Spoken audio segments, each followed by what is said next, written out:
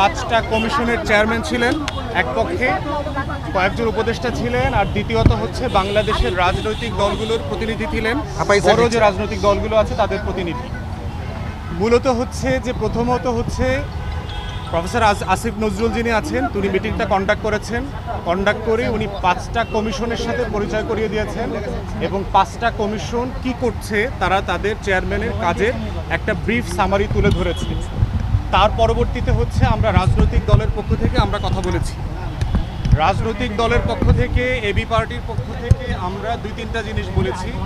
একটা হচ্ছে জাতিসংঘকে আমরা ধন্যবাদ দিয়েছি যে গত 16 বছরের ফ্যাসিবাদী আমলের সময় বাংলাদেশের জাতিসংঘের অফিস, তাদের যে আন্তর্জাতিক জেনেভা ভিত্তিক মানবাধিকার দপ্তর যেটা আছে, তারা বারবার আমাদের জনগণের পক্ষে দাঁড়িয়েছে, মানবাধিকারের পক্ষে দাঁড়িয়েছে, গণতন্ত্রের পক্ষে দাঁড়িয়েছে। সেগুলোকে আমরা সেই কাজের জন্য ধন্যবাদ দিয়েছি।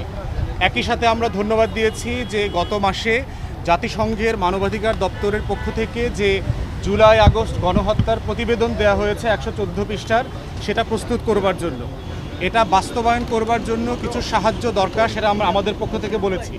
প্রথম যেটা দরকার আমরা বলেছি সেটা হচ্ছে যে জাতিসংঘের 3টা প্রতিষ্ঠানে এখনও পতিত স্বৈরাচার শেখ পরিবারের 3 জন আত্মীয় কাজ করছে।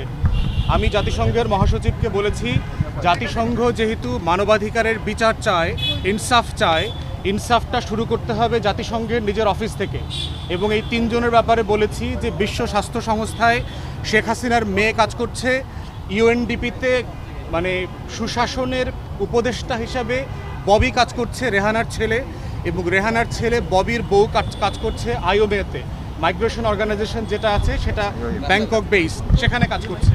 এবং যারা গত 15-16 বছর ধরে যেই পরিবারটা বাংলাদেশকে শোষণ করেছে, নির্যাতন করেছে, তাদের সদস্যরা যেই নেপোটিজম, স্বজনপ্রীতির মাধ্যমে বাংলাদেশের অংশ হয়ে এই সব জায়গাতে কাজ পেয়েছে, আমরা বলেছি এই অ্যাপয়েন্টমেন্টগুলোকে রিভাইজ করবার জন্য।